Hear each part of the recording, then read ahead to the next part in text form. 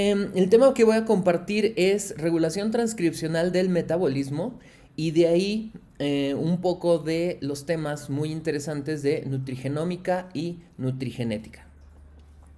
Entonces, nuestro organismo vive gracias a todos los procesos metabólicos que ocurren en el interior de nuestras células, ya que nuestras células necesitan constantemente energía para funcionar y requieren también bloques de construcción para construir enzimas o construir nuevos organelos cuando los que tienen ya están en mal estado, o generar nuevas células, hacer división celular para que un niño crezca, por ejemplo, o un adulto tenga recambio de células.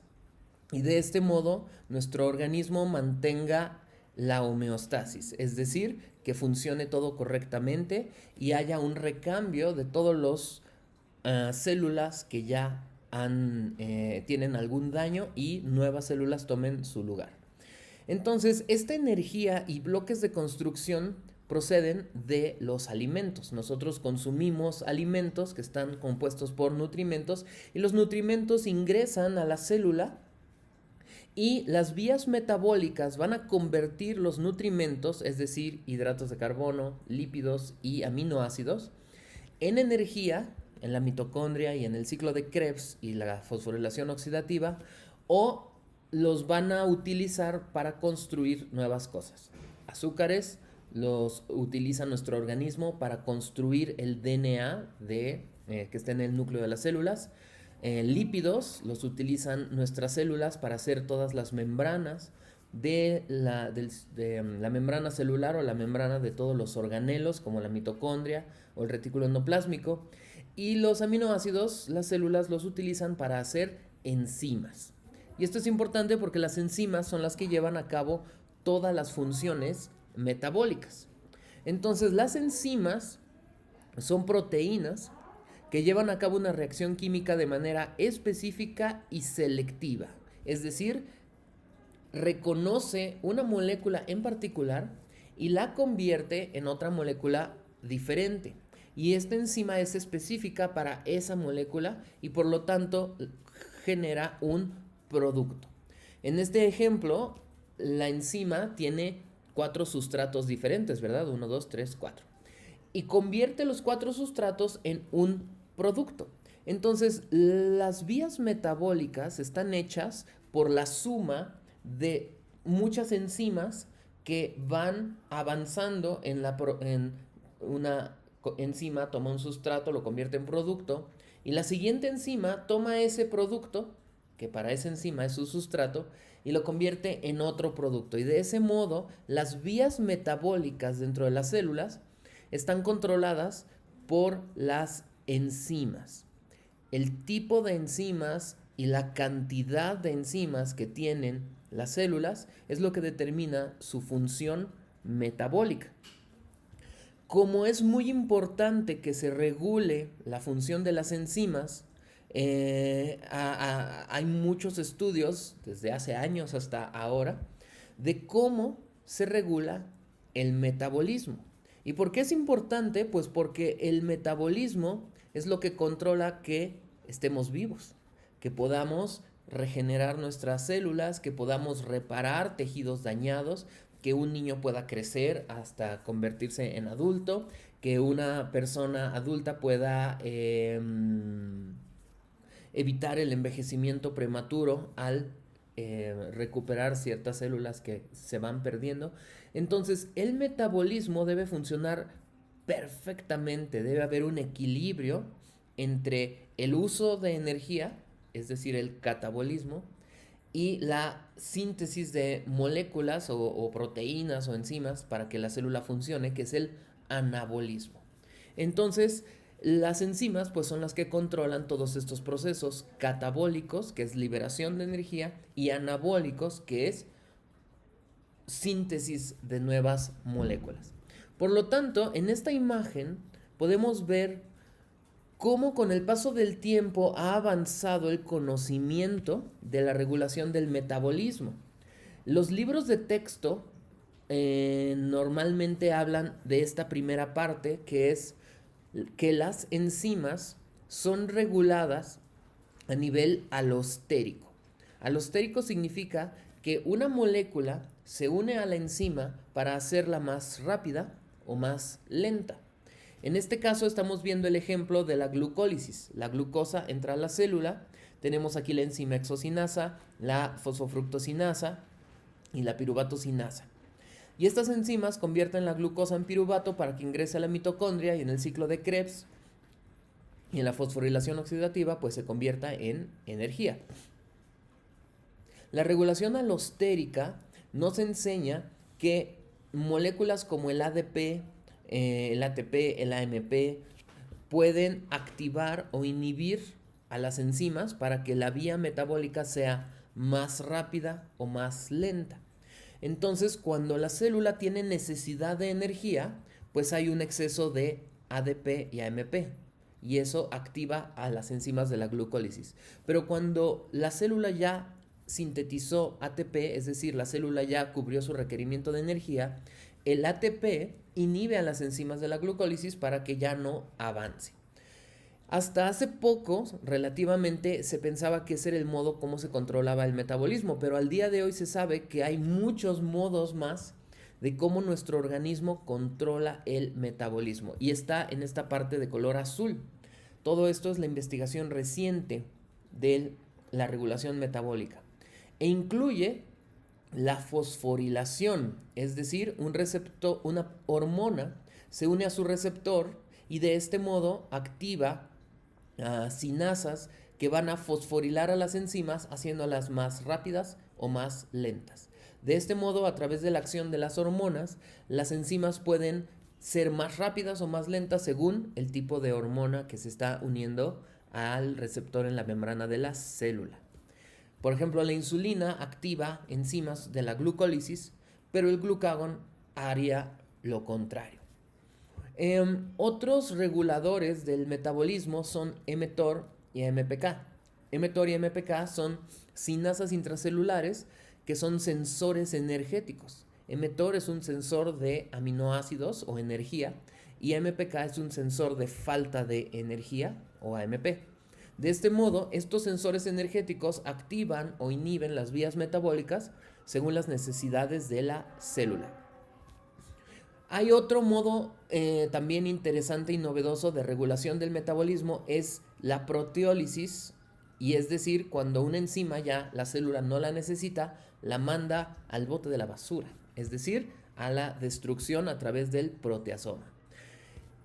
Y la más importante de todas, porque es la que tiene mayor impacto en el metabolismo, es la regulación transcripcional, que es de lo que vamos a hablar el día de hoy. La regulación transcripcional lo que hace es aumentar el número de enzimas para que se lleve a cabo una vía metabólica con mayor velocidad. Entonces aquí estamos viendo un resumen de la imagen anterior. El metabolismo se regula a través de la actividad de las enzimas. Las enzimas, a su vez, se controlan por regulación alostérica, es decir, el sustrato que inhibe a la enzima, el sustrato activa la enzima y el producto la inhibe para que no haya un exceso de o sustrato o de producto. A mediano plazo, la regulación covalente nos enseña que las hormonas a través de fosforilaciones va a aumentar o inhibir la actividad de una enzima. Pero esto, la regulación alostérica y covalente, lo único que hace es regular las enzimas que ya están dentro de la célula. Las hace más rápidas o más lentas. Pero si yo necesito incrementar bastante la actividad metabólica de una vía metabólica, yo necesito aumentar el número de enzimas. Entonces la regulación transcripcional lo que incrementa es el número de enzimas. Entonces, ¿qué es esta regulación transcripcional? Primero les quiero hablar de algo que es la cinética enzimática, porque finalmente pues de aquí depende, explica por qué es necesario aumentar el número de enzimas. Los libros nos enseñan que la enzima se une a su sustrato y forma un complejo enzima-sustrato. La enzima lleva a cabo la reacción química haciendo que el sustrato se convierte en producto y entonces se separa la enzima del producto. Aquí se llevó a cabo la reacción. Entonces, si nosotros graficamos respecto al tiempo este proceso de unión, transformación y separación, estamos viendo que al inicio de una reacción tengo mucho sustrato en verde y no tengo nada de producto. Conforme avanza la reacción, la enzima va tomando el sustrato y obviamente va convirtiéndolo en producto. Y al final del tiempo ya no hay sustrato y hay un exceso de producto. Entonces, esto, conforme pasa el tiempo, la síntesis del producto se llama cinética enzimática, que es decir, la velocidad con la que la enzima toma el sustrato y lo convierte en producto. Entonces, los libros nos enseñan que las enzimas van incrementando la velocidad conforme aumenta la concentración del sustrato. Esto es la cinética de Michaelis-Menten, que si alguna vez se preguntaron quiénes son ellos, Leonor Michaelis y Maud Menten. Y ellos generaron esta fórmula donde nos enseñan que si yo incremento el sustrato, voy a incrementar la velocidad de la reacción. Sin embargo, va a llegar un momento en que el sustrato es tanto que la enzima se satura y ya no podemos llevar a cabo la reacción con mayor velocidad, es decir, llega a un límite. Entonces lo que nos enseña Michaelis y Menten y lo que nos enseñan los libros es que si yo tengo más enzima que sustrato, la reacción se lleva a cabo bastante rápido. Si yo ya tengo más sustrato respecto a enzima, va a llegar un momento en que ya la reacción es más lenta. Y si yo tengo un exceso de sustrato dentro de mis células y pocas enzimas, entonces se va a saturar la reacción y ya no va a poder aumentar la velocidad. Eso haría que las vías metabólicas literalmente se frenen, ya no pueden aumentar la velocidad. Entonces esto es una realidad. Cuando una enzima tiene más sustrato de lo que puede procesar, pues entonces la velocidad en general de la reacción ya no puede aumentar más. Esto que dicen los libros, ¿qué creen? En la vida real no ocurre. Porque nuestro organismo no se puede dar el lujo de decir, yo tengo 10 enzimas y tengo esta velocidad. Es más, podríamos decir, yo puedo procesar 10 glucosas en mi hígado. Y si yo consumo 10 glucosas, pues mi hígado está muy contento porque las enzimas de mi hígado están procesando esas 10 glucosas. Pero si yo de pronto un día, no sé, es mi cumpleaños y me compro un pastel y una malteada de chocolate, no van a entrar 10 glucosas, van a entrar 100 glucosas o 1000 glucosas. Si esto fuera cierto dentro de nuestro organismo, todos los días que consumiéramos más energía de la que requerimos, estaríamos muertos, porque se saturarían las enzimas que tenemos adentro de nuestros órganos y por lo tanto, tristemente, todos estaríamos muertos. La razón por la cual seguimos vivos, pese a que cada día comemos diferente cantidad y contenido energético de alimento, es porque el número de enzimas puede aumentar si también aumenta el sustrato. Entonces, esta cinética enzimática que nos enseñan los libros, hasta cierto punto no es real, porque dentro del organismo aumentan las enzimas y al aumentar las enzimas entonces también va a aumentar la velocidad de las reacciones. Por eso es importante entender este tema, que es la regulación transcripcional del metabolismo, porque nos enseña por qué podemos adaptarnos a muchos tipos de dieta distintos que llevan las personas en el mundo, o de un día a otro o de una semana a otro nosotros mismos cambiamos a veces radicalmente lo que comemos. Y entonces nuestro organismo se adapta a los cambios de la alimentación que consumimos cada día al aumentar la expresión de genes, aumentar la transcripción de las enzimas metabólicas. Entonces, ¿cómo ocurre esto? El DNA que está en el interior de nuestras células se transcribe a RNA mensajero y este se traduce a proteínas, las cuales se pliegan y dan lugar a las enzimas funcionales. Si mi célula requiere más enzimas, entonces la regulación transcripcional del metabolismo va a incrementar el número de enzimas. Entonces, lo que nos dicen los libros en general es que hay un límite en la actividad de las enzimas dentro de nuestras células. Y cuando tenemos una concentración de sustrato que es superior a la cantidad de... ayuda, por favor.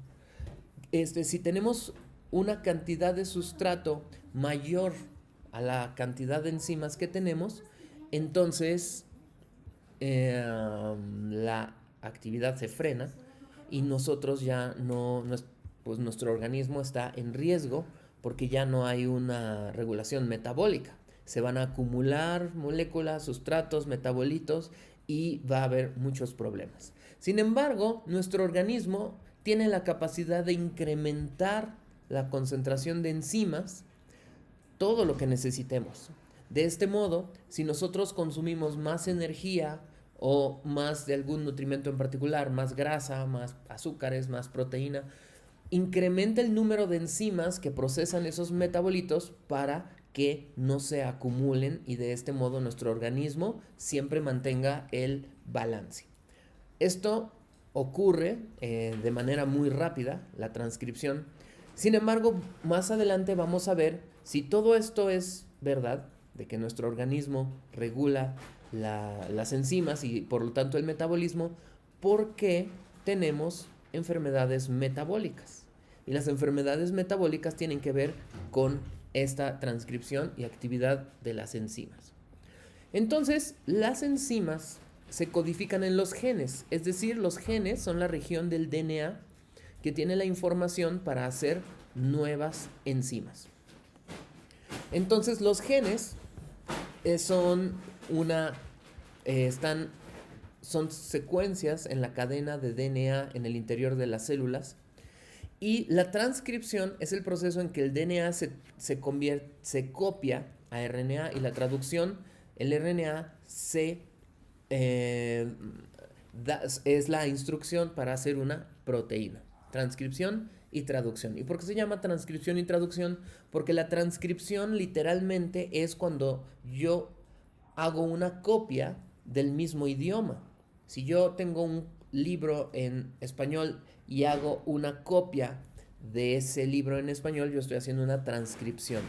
Pero si yo quiero ahora traducirlo al inglés, yo tengo que cambiar el idioma. Entonces, la transcripción es hacer una copia de la secuencia de DNA que son nucleótidos A, T, G y C a un RNA mensajero que lo único que cambia es la T por la U. Adenina, uracilo, guanina y citosina. Entonces, AUG, ACG, GGAC. Esto es la transcripción. Sacar una copia del DNA, que es el RNA mensajero, y este RNA mensajero se va a traducir, es decir, cada 3 nucleótidos AUG equivalen a un aminoácido. Por eso se llama traducción, porque estoy traduciendo un lenguaje de 4 letras A, U, G, C a un lenguaje de 20 aminoácidos, metionina, trionina, glutamato, leucina. Entonces, las enzimas o las proteínas que el DNA codifica son los que hacen que las células tengan una función específica. Cada célula expresa genes diferentes y por esa razón tiene funciones diferentes. Aquí tenemos la cromatina, que es el DNA enrollado en las histonas, y este DNA se transcribe a RNA, se traduce a proteína y tenemos una proteína funcional que puede ser una enzima, un canal, un transportador o cualquier otro tipo de proteína funcional dentro de la célula, y esto es lo que hace que las células tengan una función en particular. La célula sea un adipocito, un condrocito, un osteoblasto, una célula muscular.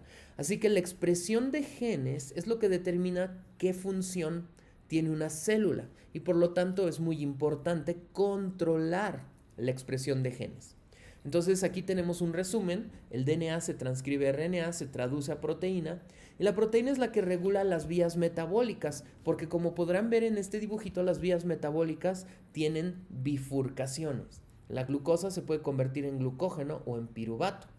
Este piruvato se puede convertir en energía o en triglicéridos. ¿Qué es lo que determina que la glucosa que entre a las células se convierta en glucógeno o triglicéridos o energía? Pues las enzimas. ¿Y de dónde salen las enzimas? De la transcripción del DNA. Entonces, el genotipo, que es la información que yo tengo en mi DNA, se transcribe RNA, se traduce a proteína y estas van a controlar las rutas metabólicas. Y si esto ocurre de manera adecuada, la transcripción y la traducción y la regulación, voy a tener salud. Pero si toda esta transcripción y traducción ocurre de manera no controlada o no funcional, tenemos una enfermedad. Entonces el fenotipo, que es lo que yo veo, es que este genotipo que tengo, mi información genética, va a dar lugar a salud o enfermedad. Por eso es muy importante controlar la expresión de los genes. ¿Y cómo se controla la expresión de un gen? El gen es la región codificante, es decir, lo que se lee para hacer una proteína, pero justo le llaman en cuestión de biología molecular río arriba. Río arriba de la región codificante está la región reguladora.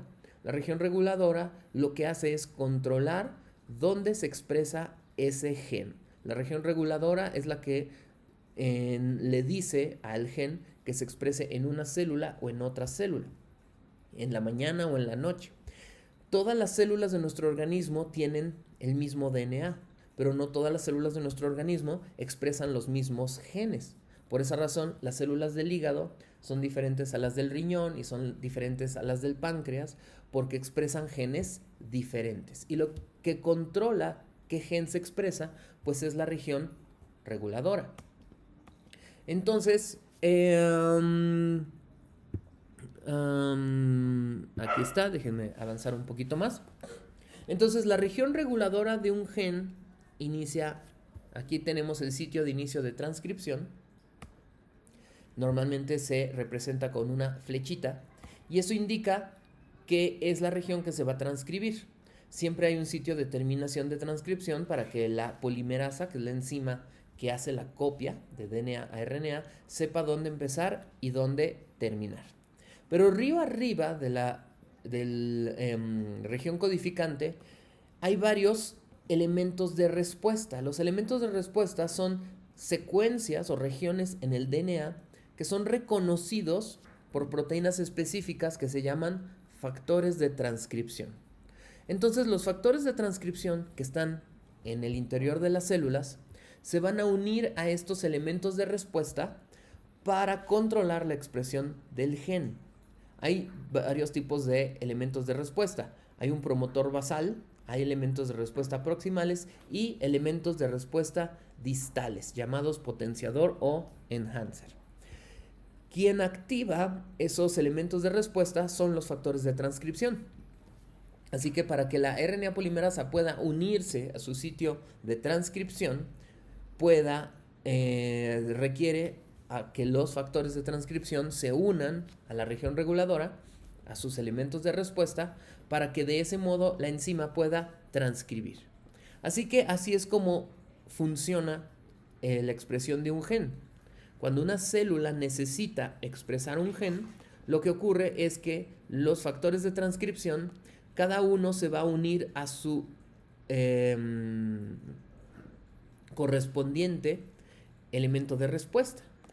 Cada factor de transcripción se va a unir a su elemento de respuesta y ya que lo hizo, entonces la polimerasa va a poder transcribir el RNA y luego se va a traducir a proteína y de este modo la célula va a tener todas las enzimas que requiere. Entonces aquí estamos viendo todo este proceso que es bastante complejo y les sugiero que lean este tema en un libro de biología celular y molecular, el tema de regulación de la expresión de genes. Es muy importante para entender cómo se controla el metabolismo y poder entender también nutrigenómica y nutrigenética. Entonces aquí estamos viendo el DNA, aquí estamos viendo los elementos de respuesta y la RNA polimerasa. Para que la polimerasa pueda unirse al gen y pueda hacer la copia a RNA, Se necesitan unir los factores de transcripción a su correspondiente elemento de respuesta, pero de ahí otros factores de transcripción y coactivadores que hacen que todo este proceso sea más específico. Porque un factor de transcripción no siempre va a activar un gen, y esto es importante. Hay genes que se necesita que estén apagados o reprimidos. Si un gen se expresa cuando no debe, puede generar muchos problemas, desde síndrome metabólico hasta cáncer. Por esa razón es importante que un gen se exprese cuando debe y no se exprese cuando no debe. Así que aquí tenemos un factor de transcripción que se une a su elemento de respuesta, y este es un factor activador, es decir, llama a la polimerasa para que transcriba un gen. Pero cuando este factor de transcripción se une a su elemento de respuesta, este va a ser un represor, es decir, si este factor de transcripción está unido, la polimerasa no se une y de este modo no hay transcripción. Entonces, como vemos, los factores de transcripción pues son muy importantes en el metabolismo. Los factores de transcripción son los que activan la expresión de genes para que una célula pueda llevar a cabo una función metabólica. Entonces, los factores de transcripción, aquí estamos viendo uno que se llama PPAR, SRBP, y este otro que se llama PPAR. Como ya les dije, los factores de transcripción se unen al DNA para activar la expresión de genes y son regulados. Hay factores de transcripción regulados por hormonas como la insulina. La insulina se une a su receptor, manda una señal al interior de la célula para que este factor de transcripción SRBP1 se una al DNA y active genes. Pero hay otros factores de transcripción que por sí mismos son también un receptor de hormonas. En este caso, PPAR es un receptor de moléculas de los alimentos, y eso es en verdad muy sorprendente. Entonces, los receptores nucleares son factores de transcripción que se unen a moléculas que vienen de los alimentos o hormonas que produce nuestro cuerpo, como el estrógeno, la testosterona y el cortisol. Entonces, esta imagen es de un capítulo de un libro que unas colegas y yo escribimos para un libro que se llama La actividad de señalización de los nutrimentos en obesidad y diabetes. Entonces, en el capítulo que nosotros escribimos, nosotros indicamos que los receptores nucleares son factores de transcripción, es decir, son proteínas que se unen al DNA en sus elementos de respuesta para activar genes. Pero estos a su vez son regulados por ligandos. El ligando es la molécula que se une para activarlo. Por ejemplo, RXR, su ligando es el ácido retinoico, y los PPARs, sus ligandos son algunos tipos de ácidos grasos. Entonces, si nosotros consumimos diferentes nutrimentos, estos pueden funcionar como si fueran hormonas, porque entran a las células, activan al receptor nuclear, y este a su vez va a incrementar la transcripción y la traducción de enzimas metabólicas para llevar a cabo un efecto metabólico. Esto es la regulación transcripcional del metabolismo, cómo los factores de transcripción y receptores nucleares van a controlar la expresión de genes para llevar a cabo un efecto metabólico. Entonces, aquí estamos viendo cómo se activan los receptores nucleares. El receptor nuclear está unido a un correpresor, es decir, están inactivos, están unidos al DNA en su elemento de respuesta, pero están inactivos. Cuando llega el ligando, es decir, la molécula que se une a ellos para activarlos, hay un cambio de correpresores a coactivadores. Todo esto ocurre en el núcleo de nuestras células, y los coactivadores entonces van a permitir que estos factores de transcripción puedan activar la expresión de genes. Y entonces los receptores nucleares pues hay una gran familia de receptores nucleares. Están los receptores nucleares endocrinos, como el receptor de estrógenos, de glucocorticoides, el receptor de progesterona, el receptor de hormona tiroidea. Estos son receptores endocrinos porque su ligando, es decir, la molécula que los activa, son hormonas que producen nuestro cuerpo. Sin embargo, todos estos son receptores nucleares metabólicos porque lo que los activa son nutrimentos: ácido retinoico, vitamina D, aquí está ácido retinoico, vitamina D, esteroles como el colesterol, ácidos biliares y ácidos grasos. Y estos receptores se llaman el BDR, el XR, FXR y los PPARs. Aquí estamos viendo cuáles son los ligandos de estos receptores. Aquí vemos que los receptores endocrinos, su ligando es el estrógeno, testosterona y cortisol. Y los receptores nucleares metabólicos, es decir, los que activan los genes metabólicos en respuesta a nutrimentos, son activados por diferentes moléculas de los alimentos y algunos lípidos que produce nuestro propio organismo. Entonces, la nutrigenómica y la nutrigenética estudian cómo se relaciona la expresión de genes con los nutrimentos. Si ya les platiqué que los receptores nucleares activan la expresión de genes y que son regulados por los nutrimentos que consumimos, entonces aquí está la explicación de la nutrigenómica. Los nutrimentos, a través de unirse a receptores nucleares, van a modular la expresión de genes y de este modo la salud o la enfermedad. Y la nutrigenética, que vamos a ver al final de la clase de hoy, nos enseña que un gen, más bien, que cada uno de nosotros tiene variaciones en nuestro genoma, haciéndonos únicos y diferentes, pero estas variaciones en el genoma hacen que respondamos de manera diferente al mismo alimento. Entonces vamos a ver ahora cómo los nutrimentos controlan la expresión de genes. Es decir, si aquí estamos viendo que el núcleo tiene el DNA, se transcribe RNA, se traduce a proteína y la proteína va a tener una función metabólica, ¿cómo es que los azúcares, lípidos y aminoácidos controlan esta expresión de genes? Entonces vamos a ir uno por uno. Hidratos de carbono. Los hidratos de carbono, el consumo de azúcares, va a modular dos tipos de receptores, dos factores de transcripción. El factor TREP y el factor SRBP1. TREP y SRBP1 están en el núcleo de todas nuestras células, principalmente en el hígado. Y lo que hacen es unirse a sus elementos de respuesta en la región reguladora de los genes que van a expresar enzimas lipogénicas. Cuando se activan entonces TREP y SRBP1, lo que va a ocurrir es que se unen a sus elementos de respuesta, llega la polimerasa, transcribe el RNA y lo traduce a proteínas, y estas proteínas son enzimas lipogénicas, es decir, enzimas que van a convertir hidratos de carbono en grasa.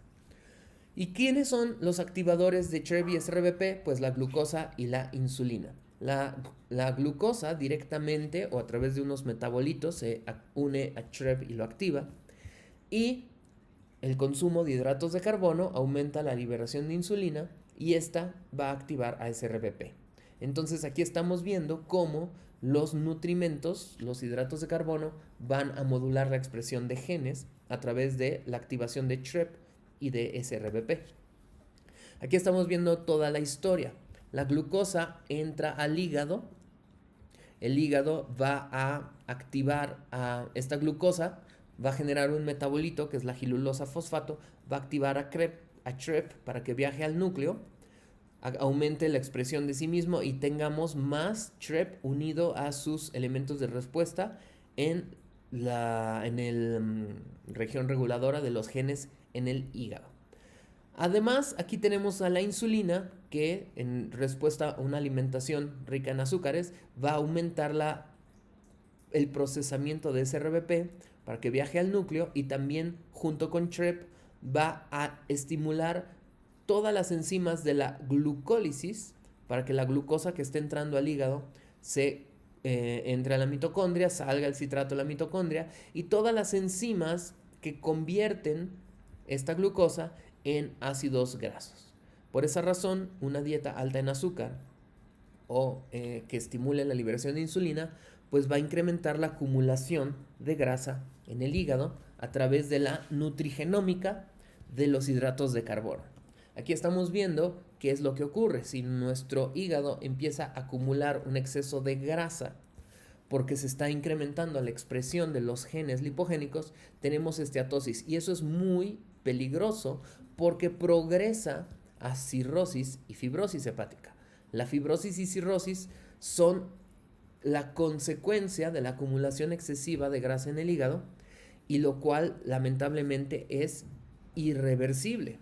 Por esa razón es importante saber qué es lo que hace que nuestro hígado acumule grasa, pues para evitar esta acumulación de grasa y de este modo evitar la fibrosis hepática.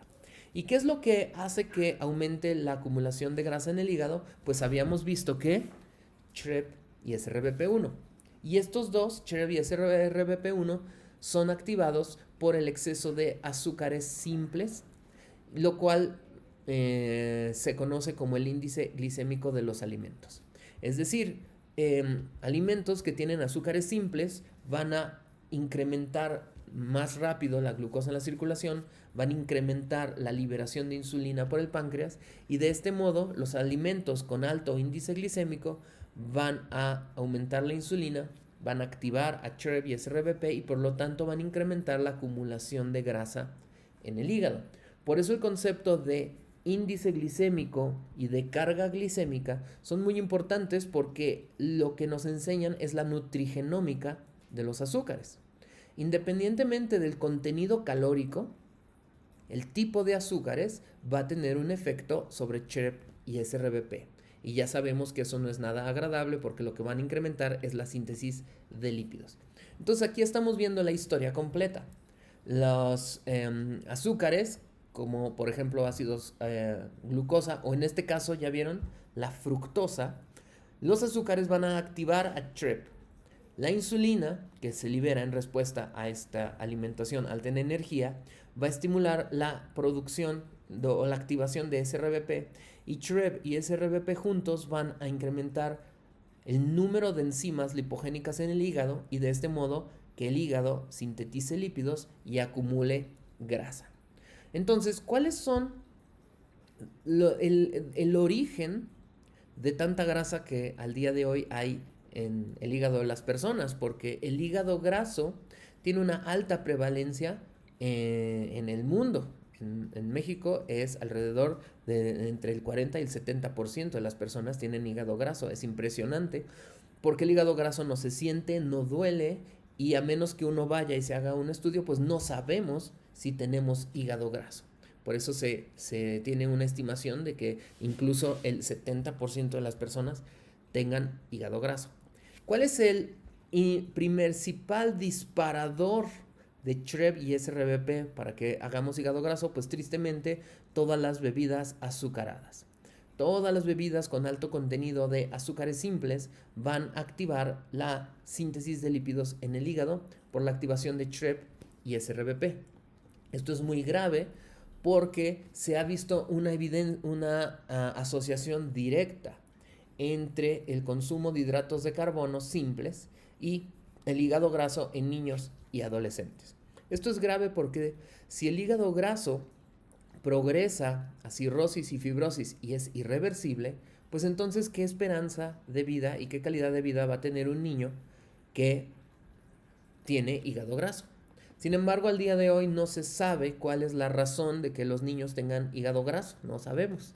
Tal vez tenga que ver estas imágenes. Entonces, la conclusión de la nutrigenómica de los hidratos de carbono es que no es que hay que eliminar todos los carbos, como dicen, ¿no? Hay que hacer dieta cetogénica porque los carbos son malos.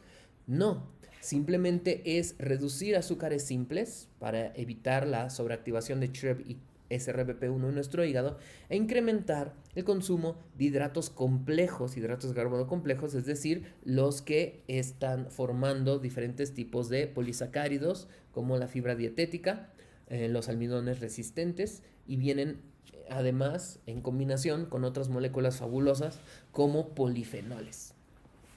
Vamos a hablar ahora de aminoácidos. ¿Cuál es la nutrigenómica de la proteína? Entonces, como hemos visto, nutrigenómica es cómo los nutrimentos pueden modular la expresión de genes. El tema que estamos viendo es regulación de la expresión de genes y de este modo cómo se controla el metabolismo. Entonces vamos a ver cómo la proteína puede modular la expresión de genes. Y los aminoácidos van a modular la función de nuestro organismo a través de modular o activar a este sensor energético que se llama mTOR. mTOR 1 y 2 están en el interior de nuestras células y lo que hacen es recibir señales del exterior como nutrimentos, energía y principalmente aminoácidos de cadena ramificada. El consumo de proteína y en particular aminoácidos de cadena ramificada van a activar a mTOR. mTOR está en el músculo, está en el hígado, está en el tejido adiposo y lo que hace mTOR es aumentar la síntesis de proteína, la síntesis de lípidos y nucleótidos para estimular la diferenciación celular y el crecimiento de un tejido. Eso es útil, por ejemplo, si uno está haciendo ejercicio, yo quiero que mTOR incremente mi masa muscular. Si un niño está creciendo, pues es necesario que mTOR haga que este niño tenga músculo más fuerte, crezcan sus órganos, crezcan sus huesos. Entonces mTOR es necesario para el crecimiento.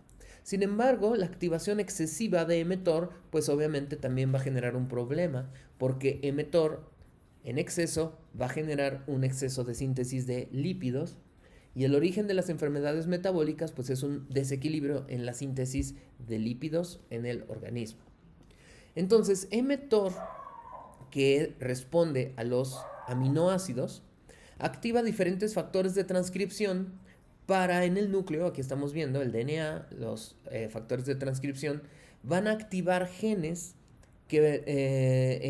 involucrados en la síntesis de lípidos, en la glucólisis, en la obtención de energía y en la proliferación de células.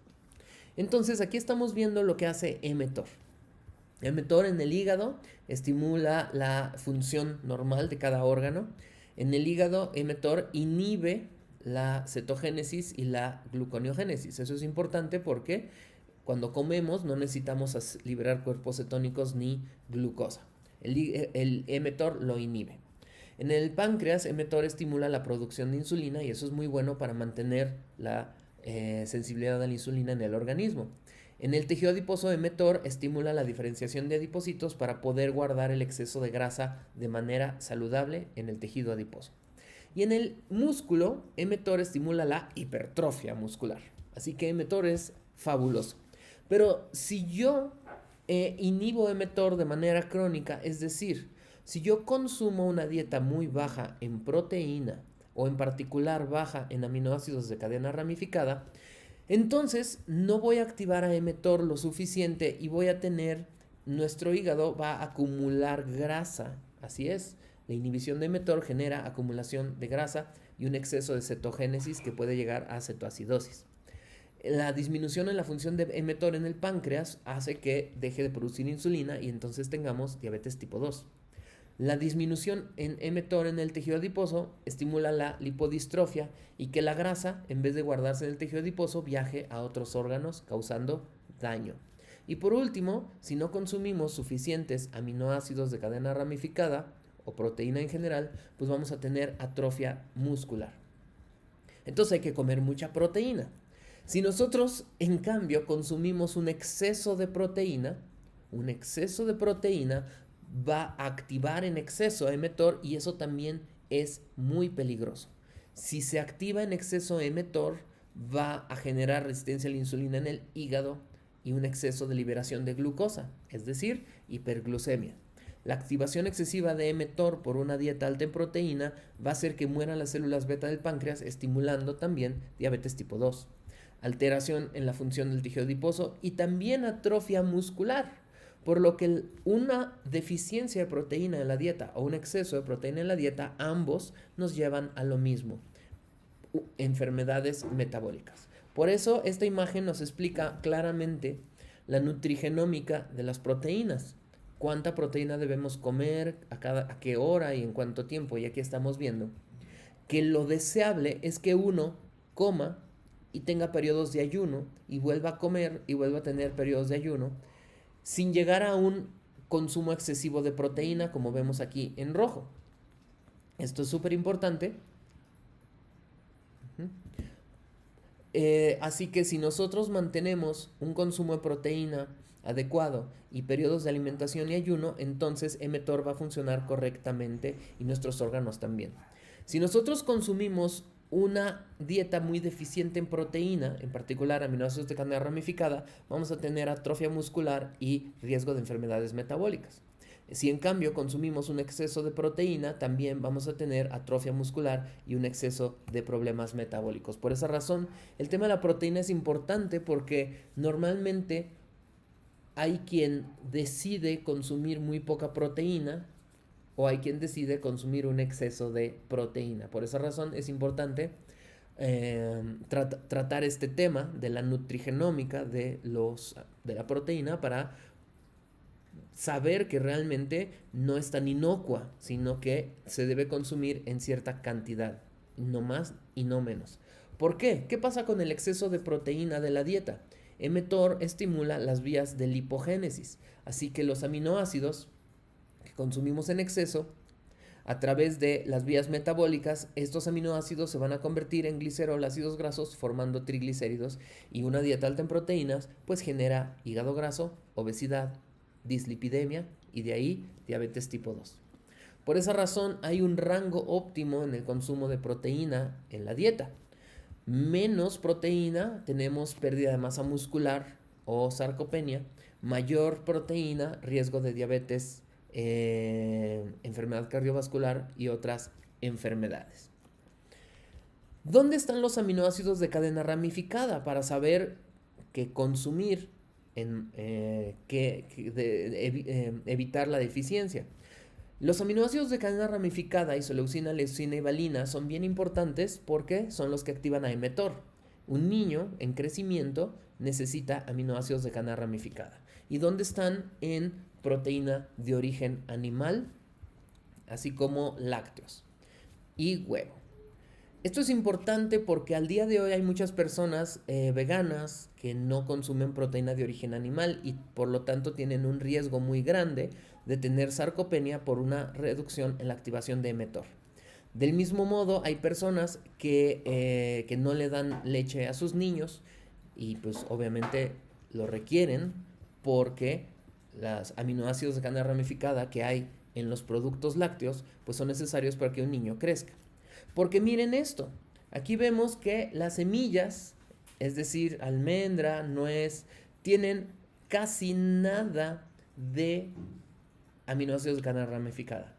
Las bebidas de soya, la bebida de coco, la bebida de almendra, no son sustitutos de la leche, no tienen aminoácidos de cadena ramificada y por lo tanto no es deseable cambiarle a un niño la leche por estas bebidas debido a que no están consumiendo aminoácidos de cadena ramificada y eso podría alterar su crecimiento. Entonces, así como las bebidas que vegetales tienen pocos aminoácidos de cadena ramificada y por lo tanto pueden evitar el crecimiento de un niño y en un adulto pueden promover la pérdida de masa muscular, también el exceso de aminoácidos como todas estas proteínas en polvo que tienen aminoácidos en exceso, en especial los de cadena ramificada, sobreactivar a mTOR por una dieta alta en proteína es peligroso y subactivar a mTOR por una dieta muy baja en proteína o baja en aminoácidos de cadena ramificada también es peligroso. Entonces la nutrigenómica de la proteína que nos enseña pues que debemos consumir una alimentación variada que incluya proteína de origen animal, no en exceso, pero tampoco en deficiencia. Esto nos lo enseña la ciencia. Así que para que podamos entender realmente cuál es la alimentación correcta, no debemos ver Facebook, ni Instagram, ni a los youtubers de moda, sino a la ciencia. La ciencia nos enseña esto. Hablando ahora de colesterol y ácidos grasos, que también hay muchos mitos alrededor de los lípidos, vamos a ver qué dice la ciencia, qué dice la nutrigenómica de colesterol y ácidos grasos. Los lípidos son como si fueran hormonas dentro de nuestro organismo porque van a modular la activación de receptores nucleares como los PPARs. PPARs controlan el metabolismo y hacen muchas funciones importantes. PPAR alfa en el hígado controla la utilización de lípidos, la síntesis de HDL y por lo tanto PPAR alfa cuando es activado en el hígado evita el hígado graso, evita la dislipidemia y evita la aterosclerosis. Así que es muy importante activar a PPAR alfa en nuestro hígado. PPAR gamma en el tejido adiposo lo que estimula es la captación de grasa en el tejido adiposo y eso es bueno porque yo prefiero tener la grasa en el tejido adiposo que en el corazón o en el hígado. Y por último, PPAR delta en el músculo estimula la utilización de todos los sustratos energéticos. PPAR delta en el músculo es lo que hace que tenga mayor capacidad de obtener energía y por lo tanto fuerza, velocidad y resistencia. Si yo estoy haciendo actividad física, yo quiero activar a PPAR delta en mi músculo. Si yo tengo lamentablemente alguna enfermedad metabólica como diabetes, hipertensión, resistencia a la insulina, yo quiero activar a PPAR delta en el músculo porque PPAR delta en el músculo reduce la hiperglucemia, reduce la dislipidemia porque hace que el músculo se vuelva una máquina de quemar todo. Y no solo eso, sino que los PPARs también controlan la respuesta inmunitaria. Esto es muy importante al día de hoy con la pandemia de COVID-19 porque la COVID-19 se agrava, es decir, la enfermedad se vuelve grave cuando nuestro sistema inmunitario está activo en exceso. La tormenta de citocinas liberada por nuestra propia respuesta inmunitaria va a generar las complicaciones de la COVID-19. Y PPAR es capaz de normalizar o neutralizar la inflamación. De este modo, la activación de PPAR puede ser una alternativa útil en el tratamiento de las complicaciones de la COVID-19. ¿Por qué? Porque PPAR también está en el núcleo de células del sistema inmunitario y lo que va a hacer es estimular la expresión de genes inmunomoduladores o antiinflamatorios. Entonces, ¿cuáles son los ligandos de PPAR para que nosotros podamos tener todos estos efectos benéficos? Pues son principalmente ácidos grasos de cadena larga omega 3. Los omega 3 de cadena larga son el EPA y el DHA. El EPA y el DHA están exclusivamente en el pescado y en menor cantidad en el huevo. Por lo tanto, es importante que consumamos pescado y huevo, en particular en estos periodos de pandemia, para poder mantener la función de nuestros PPARs de manera correcta. Y esto es triste también porque hay mucha gente que pues no acostumbra a consumir pescado, pero bueno, ahí están los omega 3 de cadena larga.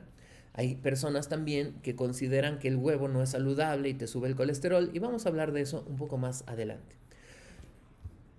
¿Y qué hay de los aceites vegetales? Pues ¿qué creen? Ningún aceite vegetal tiene omega 3 de cadena larga, EPA y DHA, por lo tanto, sí tienen un efecto benéfico los aceites vegetales, como el aceite de oliva o el aguacate, pero no al nivel que tienen los EPA y el DHA, por lo tanto, no hay nada que pueda suplir el consumo de huevo y pescado. A tal grado que miren esto, todos los aceites vegetales tienen una mayor cantidad de ácidos grasos omega 6 que omega 3. Solo las algas marinas y los pescados tienen omega 3 de cadena larga. Los omega 3 son antiinflamatorios por activar a los PPARs y los omega 6 son proinflamatorios. Por esa razón, el abuso del aceite vegetal es inductor de inflamación, estrés oxidante y enfermedades metabólicas.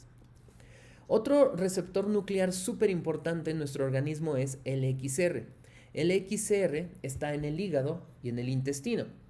Lo que hace el XR es estimular que el colesterol que entra al hígado se convierta en bilis y esta bilis salga al intestino. Aquí está el hígado, sale al intestino la bilis y en el intestino el XR evita la reabsorción de la bilis para que pueda ser eliminada.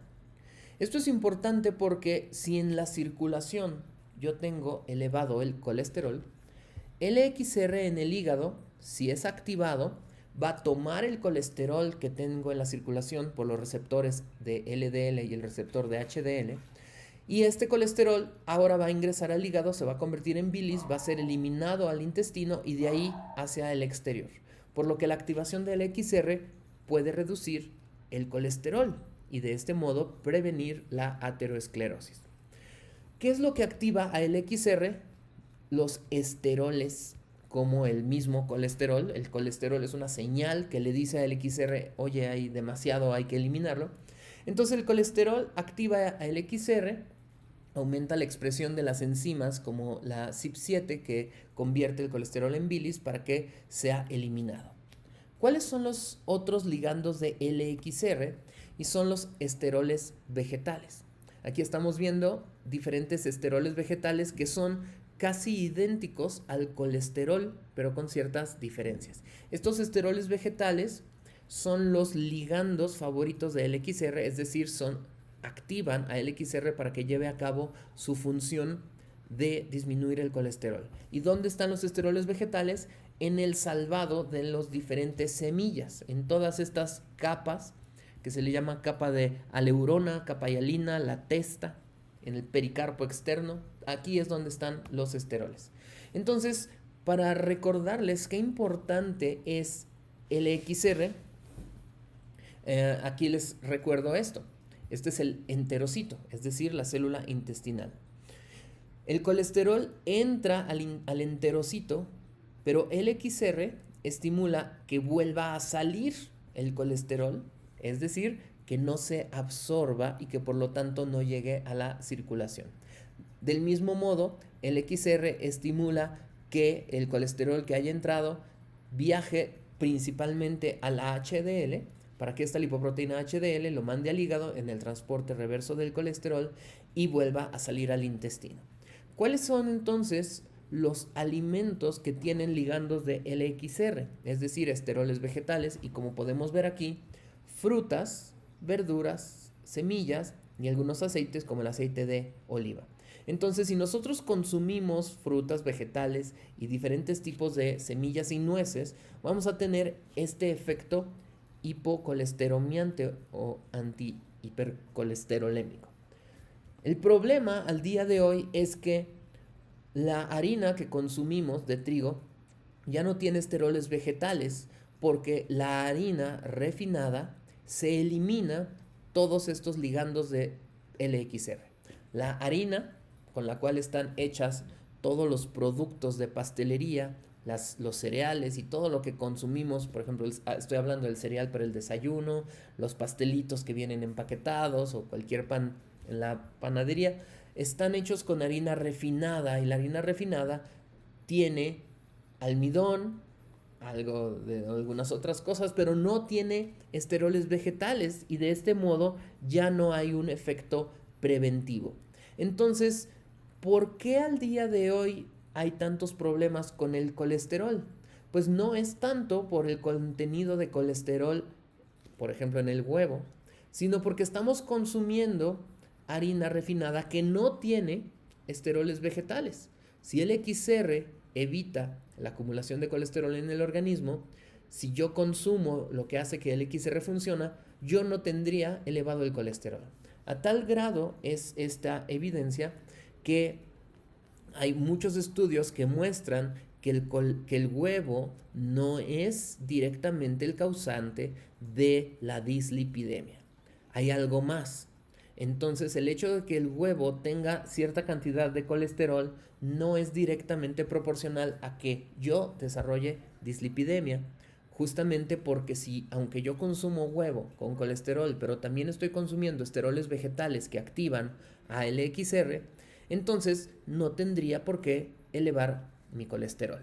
De este modo, si yo consumo huevo, pero también frutas, vegetales, cereales de grano entero, como avena, amaranto y quinoa, entonces no me tendría que preocupar por mi colesterol porque el LXR estaría eliminando el colesterol del hígado y del intestino. Entonces, ¿cuáles son los lípidos que sí me generan problemas? Porque estamos acostumbrados a oír que la grasa saturada es mala y que el colesterol es malo, pero ¿a quién sí le debemos tener miedo? Este es un estudio muy, muy interesante donde hace una correlación de los ácidos grasos de la dieta, los de la circulación y los que están suplementados con el riesgo cardiovascular. En este estudio muestran que la cantidad de grasas, que los ácidos grasos saturados, monoinsaturados, no tienen un efecto directo en la enfermedad coronaria. No que la grasa saturada es mala, pues bueno, los estudios de revisión sistemática y metaanálisis indica que no. Estoy hablando del tipo, no de la cantidad, porque un exceso de grasa, sea la grasa que sea, va a generar problemas metabólicos. Aquí de lo que está hablando este estudio es del tipo de grasa. Por lo tanto, la grasa saturada y la monoinsaturada no tienen un efecto directo real en el desarrollo de enfermedades metabólicas. Los omega 3 de cadena larga, como ya vimos, EPA y DHA, tienen un efecto preventivo en la enfermedad cardiovascular. Es decir, el único tipo de ácidos grasos que deberíamos buscar consumir, porque son los que tienen un efecto preventivo en las enfermedades metabólicas, son los omega 3 de cadena larga, que están exclusivamente en el pescado y el huevo. Y los omega 6, aquí vemos que tienen cierto efecto. Pero aquí estamos viendo la grasa trans. Esta grasa trans tiene un efecto directo en la inducción de enfermedad metabólica. Esto es muy, muy grave. A tal grado que aquí la conclusión de este estudio es que la evidencia de este estudio no apoya las guías cardiovasculares que nos indican que hay que consumir una gran cantidad de grasa poliinsaturada y bajo consumo de grasa saturada. Esto ya no es práctico. ¿Qué es lo que debemos evitar? Debemos evitar la grasa trans. ¿Y qué es la grasa trans? Pues es la grasa parcialmente hidrogenada que se utiliza para hacer justamente la margarina y la manteca vegetal. La margarina y la manteca vegetal son grasa trans, es decir, grasa hidrogenada. ¿Y qué hace la grasa hidrogenada?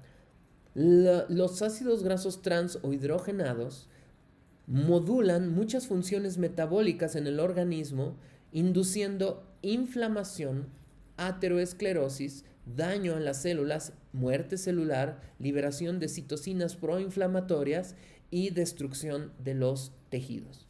¿Dónde están las grasas trans, que como vemos aquí son las que producen aterosclerosis, enfermedad cardiovascular y diabetes? En todos los productos empaquetados, todos los pastelitos, panquecitos, el cereal para el desayuno, muchos productos al día de hoy, todas las galletas rellenas, muchas cosas para untar en el pan, ya saben. Casi todos los sustitutos de chocolate, ¿no? Todos los sabor chocolate o panquecito con chocolate, relleno de chocolate, todo eso tiene grasa trans. ¿Y qué creen? ¿Saben dónde también está esta grasa trans? En los sustitutos de leche falsa, es decir, en estas grasa vegetal sabor leche, ¿sí me explico? Las bebidas lácteas, los productos lácteos que no son leche, sino que es grasa vegetal, que te la venden como si fuera leche y por lo tanto pues no lo es, más bien son inductores de aterosclerosis. Entonces, para concluir esta primer parte de la nutrigenómica de los alimentos, para entrar a la segunda parte, la grasa no es mala. No hay que decir hay que comer una dieta baja en grasa. No, no es cierto. La dieta mediterránea es alta en grasa y es muy saludable. Es decir, hay que saber elegir qué tipo de grasa.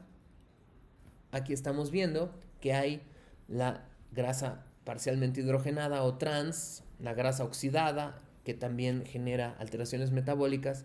Debemos evitarla por completo y favorecer el consumo de grasa poliinsaturada de omega 3 como salmón, sardinas, los esteroles vegetales que están en diferentes semillas y aceites.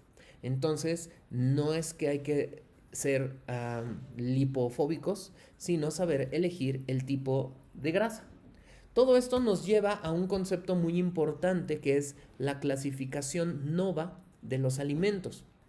La clasificación NOVA nos enseña que si nosotros separamos a los alimentos no por si son proteínas de origen animal, frutas, vegetales, cereales, sino que los separamos por su grado de procesamiento, tenemos un grupo de alimentos que están hechos de productos reales, de animales, de plantas, que yo los proceso para hacer un platillo y es muy saludable. Si yo hago un platillo en mi casa, yo cocino una receta con ingredientes naturales, pues yo voy a tener todos los polifenoles, los omega 3, los esteroles vegetales y todas las moléculas que yo deseo para que haya un efecto benéfico en el metabolismo.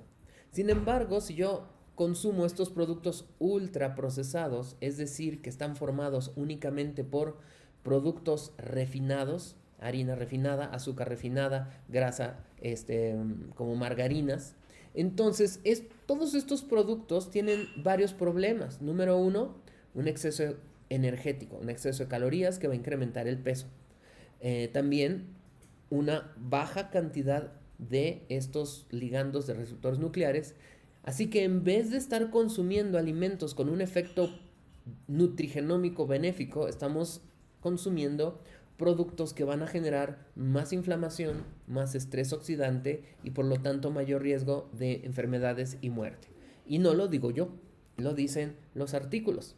La clasificación NOVA nos indica en diferentes revistas de muy buena reputación, dice que el consumo de ultraprocesados nos lleva a efectos adversos a la salud. La asociación entre ultraprocesados y riesgo de mortalidad en este estudio es muy evidente. En este otro estudio, el consumo de ultraprocesados genera un exceso de consumo de energía y por lo tanto ganancia de peso. Así que los ultraprocesados definitivamente, en vez de tener un efecto benéfico o neutro, tienen un efecto abiertamente negativo para la salud. Y la explicación está aquí, y esta tabla nos muestra. Cuando una persona consume ultraprocesados, entonces no está consumiendo productos naturales. Es simple desplazamiento. Si yo tengo la oportunidad de comerme una manzana y un brócoli, o me ofrecen un panquecito y una sopa instantánea, voy a preferir el panquecito y la sopa instantánea y ya no voy a consumir la fruta y esta manzana y el brócoli. El hecho de no consumir manzana y brócoli, estoy evitando el consumir muchos polifenoles, antioxidantes, fibra dietética y esteroles vegetales. Es decir, estoy reduciendo el consumo de moléculas que pueden modular de manera transcripcional el metabolismo para bien. Y además, si yo estoy consumiendo estos panquecitos y esta sopa instantánea, estoy consumiendo una gran cantidad de moléculas no deseables que van a generar efectos negativos en la salud. Entonces, aquí estamos viendo que las personas que consumen ultraprocesados incrementa claramente el consumo de calorías. Incrementa claramente el consumo de hidratos de carbono. Si consumimos más hidratos de carbono, por nutrigenómica se va a activar TREB y SRBP y tendremos más probabilidad de tener hígado graso.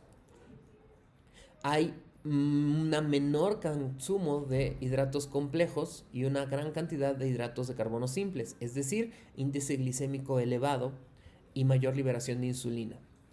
Muchísima menor consumo de fibra, y esto es lo más importante porque si la fibra tiene los esteroles vegetales que activan al XR, y el XR es quien mejora el transporte reverso del colesterol, evitando la acumulación de colesterol y la aterosclerosis, el no consumir fibra dietética real en los alimentos, pues entonces estamos incrementando nuestro riesgo de aterosclerosis. A veces decimos, ya ven, es el huevo o son los lácteos, pero no, son los ultraprocesados, son las harinas refinadas. Aquí estamos viendo que hay una muchísima menor consumo de omega 3 y ya vimos que los ácidos grasos omega 3 son los únicos que tienen un efecto cardioprotector. Aquí estamos viendo que hay mayor consumo de sodio, pero muy importante. menor consumo de cualquier tipo de vitaminas. Por lo tanto, los ultraprocesados realmente generan un problema muy grave. Y no solo eso, sino que el ultraprocesado siempre viene empaquetado en una botella, en una bolsita, y las moléculas de los plásticos en los cuales se empaquetan los ultraprocesados son disruptores endocrinos, es decir, moléculas que pueden ingresar a nuestras células y alterar la función de nuestros receptores nucleares, generando una activación no controlada de los genes, estimulando el crecimiento de tumores, el desarrollo de cáncer, envejecimiento prematuro. Entonces, ¿cuáles son los disruptores endocrinos? Son moléculas que están en los empaques, en botellas de plástico, en el unicel, en los diferentes contenedores de plástico como el PET, los eftalatos, las dioxinas y los bisfenoles, y todas estas moléculas se les llama disruptores endocrinos y metabólicos porque van a generar una activación aberrante de nuestros receptores nucleares, generando riesgo de muchas enfermedades. Así que tratemos de evitar consumir productos que vienen empaquetados, ya sea en plástico o ya sea en unicel. Entonces, porque además, o sea, si de por sí hay muchos disruptores endocrinos, como los pesticidas, bisfenoles, eftalatos, en la contaminación del aire, en muchos productos de higiene personal o también en de los empaques de algunas cosas de uso médico. Entonces, pues bueno, si nosotros reducimos el consumo de ultraprocesados, estamos reduciendo el ingreso de estos disruptores endocrinos a nuestro organismo. ¿Y qué es lo que hacen estos disruptores endocrinos? Activan a otros receptores nucleares que se llaman PXR, el cual es el receptor de genobióticos, es decir, de moléculas extrañas. Y estos genobióticos, estos moléculas de los plásticos, generan estrés oxidante que van a dañar al hígado, generando disfunción mitocondrial, inflamación, daño al DNA e incrementando el riesgo de cáncer y por lo tanto fibrosis, hepatitis crónica y por lo tanto pues obviamente la muerte. Entonces muchas cosas que consumimos generan un daño a nuestro hígado por el empaque en el que vienen embolsados. Así que seamos muy cuidadosos con qué alimentos consumir. Si uno consume algo preparado en casa, hay menos riesgo de que tengamos este consumo de genobióticos. ¿Por qué? Miren esto. Los genobióticos van a incrementar, por un lado, la acumulación de grasa, la acumulación de moléculas inflamatorias. Y si se suma el hecho de que estamos consumiendo también bebidas azucaradas, pues entonces el daño a nuestro hígado va a ser bastante grave. Y si las dos cosas más graves son el plástico y la bebida azucarada, adivinen en qué viene empacada la bebida azucarada. Exactamente. Entonces, del lado que lo veamos, todas las bebidas azucaradas que compramos en un envase de plástico va a generar un doble riesgo a la salud, metabólico y endocrino. Entonces aquí estamos viendo diferentes tipos de plásticos y miren todas las alteraciones metabólicas que van a generar. Esta imagen pues bueno es terrible, ¿verdad? Si estamos viendo que los plásticos están enviando moléculas tóxicas a los alimentos, ¿quiénes son los más susceptibles de contaminación por bisfenoles, eftalatos y dioxinas? Pues los niños. Porque la lonchera, en un plástico de mala calidad, pero porque tiene su personaje favorito, entonces, pues bueno, ahí está el problema mayor. Y si de por sí los niños tienen mayor riesgo de estar expuestos a todas estas moléculas, aún vean todas estas otras.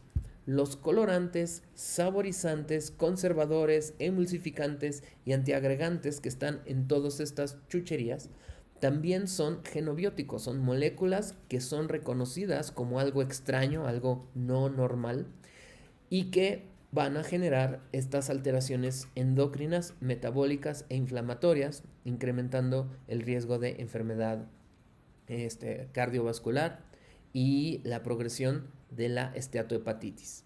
Tristemente, ¿quiénes son también los que son más susceptibles a consumir todo esto? Pues los niños. Así que cuidemos a los niños y enseñémosles a comer frutas y verduras y que prefieran no consumir todos estos ultraprocesados que van a incrementar su riesgo de enfermedades metabólicas. Y si creen que estoy exagerando, bueno, simplemente veamos, lamentablemente, la mortalidad por COVID en nuestro país respecto a otros países. Hay algunos países donde la mortalidad es del 2%, como inició en China. Y en nuestro país es alrededor del 15 al 20%.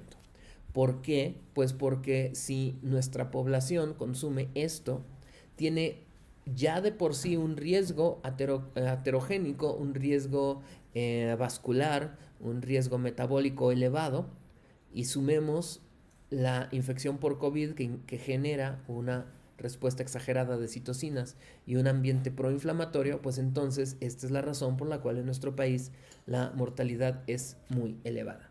Así que algo tan sencillo, no es fácil, pero algo tan sencillo como reducir el consumo de ultraprocesados podría incluso salvarnos la vida. Entonces, de lo que hemos estado hablando es justamente de nutrigenómica y nutrigenética, que es decir, la salud se basa en tres conceptos: los genes que tenemos que van a que nos van a favorecer o prevenir enfermedades. Aquí está, genes, enfermedades. La alimentación, que va a modular también la función de los genes y por lo tanto el metabolismo, y el estilo de vida, y todo esto es la nutrigenómica o la genómica nutricional, es decir, el efecto de qué alimento consumimos, cuáles son los genes, las variantes genéticas que tenemos, y esto va a tener un impacto en la salud.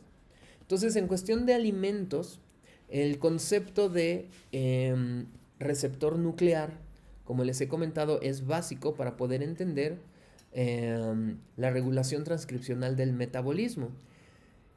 Y si estos factores de transcripción o receptores nucleares controlan el metabolismo y por lo tanto que tenga yo salud o enfermedad, entonces si yo consumo las moléculas que van a activar a estos receptores nucleares, entonces yo de manera voluntaria, con lo que yo consumo, hago la diferencia entre salud y enfermedad.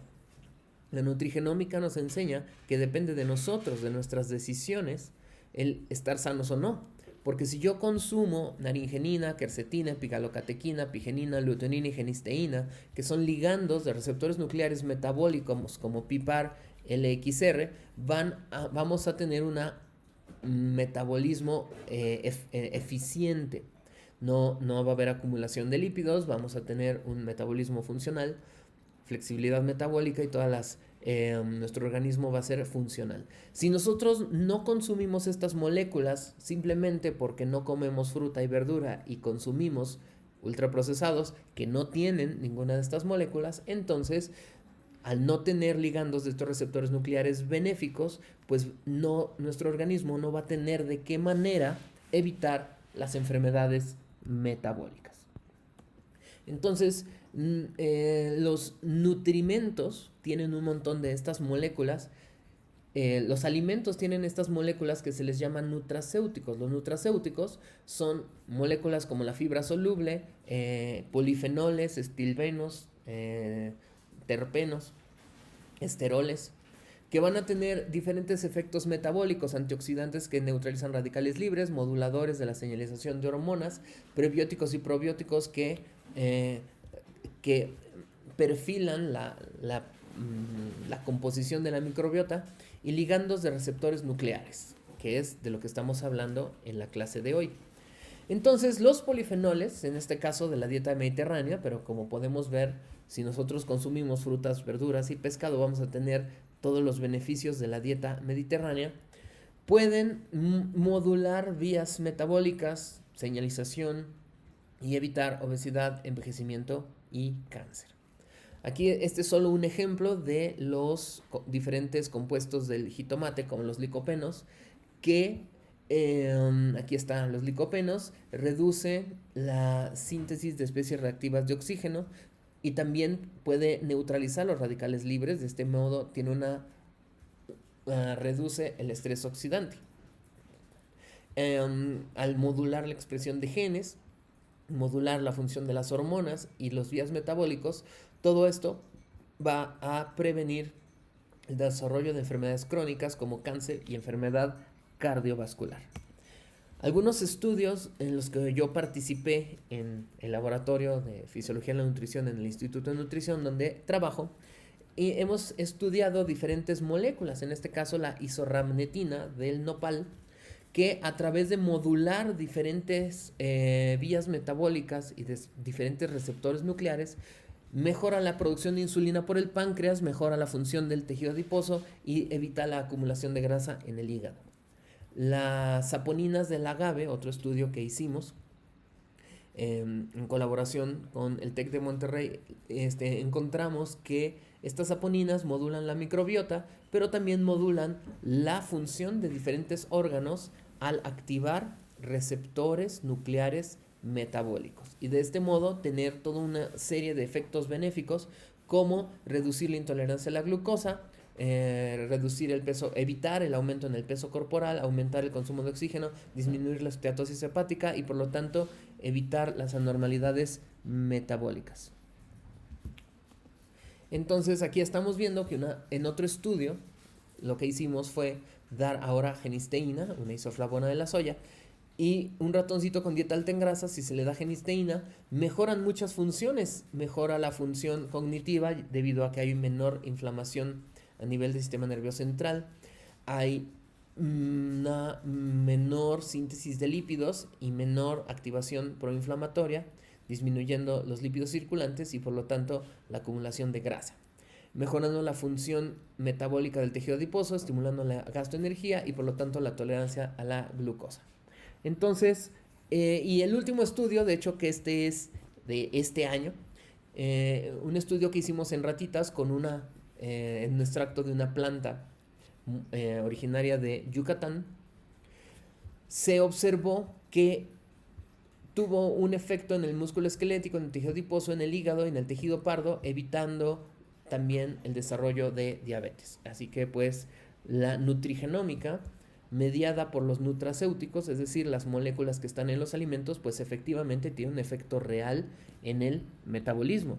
Sin embargo, es bien importante que los nutrimentos no son fármacos, los nutracéuticos no son fármacos, porque un fármaco está diseñado para llevar a cabo una acción en un órgano con un objetivo y prevenir y revertir o curar una enfermedad.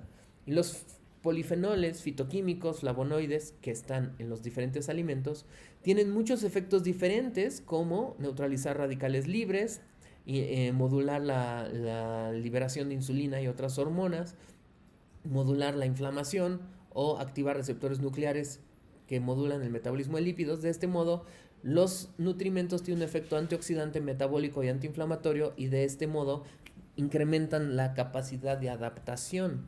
Es decir, no curan enfermedades, previenen el desarrollo de las alteraciones que dan lugar a enfermedades. Por eso los nutracéuticos nunca deben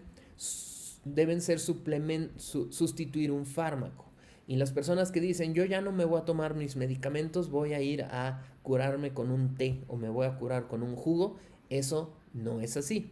Yo me tomo un té y un jugo para prevenir una enfermedad a largo plazo. Pero si yo ya tengo una enfermedad, el té y el jugo no me la va a curar. Por esa razón es muy triste cómo se le da un valor demasiado elevado a los nutracéuticos diciendo tómate esta pastilla o este jugo o este té y te vas a curar, cuando no. Los nutracéuticos sí funcionan, claro que sí, tienen un efecto metabólico, pero un efecto metabólico con menor potencia que un fármaco, con un efecto en muchos órganos respecto a un fármaco que es más específico y por lo tanto el objetivo de los nutracéuticos es inhibir una enfermedad, mientras que un fármaco tratar una enfermedad. Entonces el nutracéutico, su objetivo es aplicación a largo plazo, es decir, durante toda mi vida, y el farmacéutico solamente si es necesario. Por lo que los fitoquímicos actúan en la hipertensión, dislipidemia, resistencia a la insulina, obesidad, previniendo y tratando el síndrome metabólico y previniendo la enfermedad cardiovascular, la diabetes y el cáncer. No curan enfermedad cardiovascular, diabetes y cáncer, lo previenen si los consumimos a lo largo de nuestra vida. ¿Y por qué hago mucho énfasis en esto? Porque este tema puede darse a la charlatanería o pseudociencia. Hoy en día venden un montón de suplementos, vitaminas para que mejoremos todas nuestras funciones, pero los suplementos normalmente tienen una concentración elevada de todas estas moléculas que en la cantidad que están en los alimentos tienen un efecto benéfico, nutracéutico, pero en la cantidad elevada que están en los suplementos pueden generar un efecto tóxico. La hormesis es un efecto bifásico donde una baja cantidad de alguna molécula tiene un efecto benéfico. Sin embargo, esa misma molécula en mayor cantidad tiene un efecto tóxico. Por lo tanto, la cantidad de polifenoles que hay en una manzana, en un brócoli, en unas lentejas va a tener un efecto benéfico, pero la cantidad de estas moléculas que estén en los suplementos, pues normalmente tiene un efecto tóxico. A tal grado de aquí estamos viendo varios estudios donde nos muestran que hay reportes, tristemente, de hepatotoxicidad causada por suplementos, a tal grado que aquí dice herbal no significa inocuo. Y son muchos estudios donde muestran que cualquier cosa en exceso es tóxico. Es decir, una taza de té verde tiene un efecto antiinflamatorio y evita el hígado graso porque el té verde, por sus galocatequinas, va a activar a piparalfa en el hígado, mejorando la función del hígado. Pero si yo al día consumo 5 tazas de té verde, un exceso de esta epigalocatequina, en vez de tener un efecto benéfico, va a ser hepatotóxico y tristemente hay personas que han desarrollado insuficiencia hepática fulminante por consumo de suplementos. Y finalmente, ¿qué preferimos? Consumir el licopeno en un frasquito, que además estas pastillas tienen una cantidad muy elevada de licopeno y como ya vimos puede generar un efecto no deseable, o consumir el licopeno en cualquiera de estos deliciosos platillos, ¿no? Desde nuestro clericot hasta todos estos alimentos a base de jitomate. Entonces los nutracéuticos están en los alimentos. No necesitamos ir a comprarnos suplementos caros y peligrosos porque están en los alimentos. Entonces, para terminar esta parte, bueno, en la charla, ¿dónde están los nutrimentos, los nutracéuticos? Pues bueno, la guía Nova, como les hemos visto, la guía Nova nos enseña que los alimentos los podemos dividir en ultraprocesados o no ultraprocesados. Entonces, si nosotros vemos la alimentación del modo tradicional, como aquí vemos granos, grasa, lácteos, semillas, productos de origen animal, vegetales y fruta, podemos decir que estamos consumiendo una dieta muy, muy adecuada. Miren, qué buena variedad. Sin embargo, cuando esto lo transportamos a son ultraprocesados, más de la mitad de lo que en general se consume son ultraprocesados y por lo tanto no tiene un efecto benéfico. Entonces, ¿dónde están los nutracéuticos? Sin que yo tenga un efecto peligroso o tóxico, pues los nutracéuticos están en los alimentos preparados, en los platillos, en los tradicionales. Incluso esto ayuda a conservar la cultura de la alimentación de las comunidades, ¿no? Nuestra cultura alimentaria. Entonces, no consumir una dieta saludable no significa volvernos crudiveganos. lo que es una dieta saludable es todo tipo de alimentos, pero principalmente basados en lo que yo puedo preparar con ingredientes naturales y hacer un delicioso platillo rico de polifenoles, esteroles vegetales, fibra dietética, almidones resistentes, ácidos grasos omega 3. Por esa razón, el concepto de la dieta de la milpa pues es bastante importante porque nos enseña que no necesitamos aplicar la dieta mediterránea aquí, sino que cada región del país tiene sus alimentos locales muy buenos y por lo tanto si uno consume local, aparte de ayudar a la economía local, estamos evitando ultraprocesados y estamos consumiendo todos estos polifenoles que tienen un efecto nutracéutico muy importante. La última parte de la charla, esta última parte que en los 10 minutos que quedan para empezar con preguntas y respuestas, voy a hablarles un poquito de la nutrigenética. La nutrigenética es cómo los nutrimentos son cómo cada uno de nosotros responde de manera diferente a los nutrimentos o a un alimento por las variaciones en el DNA. Las variaciones en el DNA se generan por mutaciones. Una mutación es un cambio en la secuencia del DNA que puede o no tener un efecto en el metabolismo. ¿Por qué? Aquí estamos viendo como una mutación, es decir, aquí tenemos timina, adenina, citosina y guanina. Una mutación es un cambio casi imperceptible en el acomodo de los hidrógenos, oxígenos adentro de los nucleótidos, haciendo que la célula reconoce esta T como C ahora. Y por lo tanto, este cambio en la secuencia de un gen puede tener un impacto en la proteína que va a traducir. Aquí vemos que esta es la secuencia TTC, que da lugar a un RNA AG y a un aminoácido lisina. Si hay una mutación aquí, como el código genético es relativamente redundante, hay algunas mutaciones que no tienen un efecto y por lo tanto es un polimorfismo que no tiene efecto metabólico. Hay otros que sí tienen un efecto mínimo, por ejemplo, si se cambia esta T por C, cambia de lisina a arginina. Es un efecto mínimo porque de todos modos la lisina y arginina son aminoácidos muy similares en estructura y por lo tanto la proteína va a tener una función similar. A veces se cambia por otro aminoácido donde la proteína entonces va a tener una función diferente, mayor o menor. Por lo tanto, aquí ya va a haber una alteración en el metabolismo por esta mutación. Y otras mutaciones mucho más graves, pues es generar un stop, es decir, que se cambia, se elimina por completo la capacidad de traducirse esta proteína. Entonces hay varias posibilidades. Un cambio en el DNA puede hacer que la proteína sea normal, pero simplemente con una mutación silenciosa, o que la proteína pues esté truncada y tenga una alteración. Y esto pues obviamente es muy grave metabólicamente hablando. Entonces,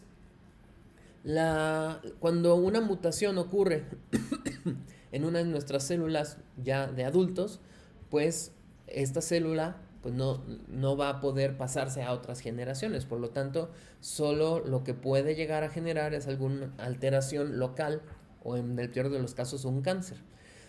Pero de lo que estamos hablando de nutrigenómica y de polimorfismos es el cambio que ocurre en el embrión.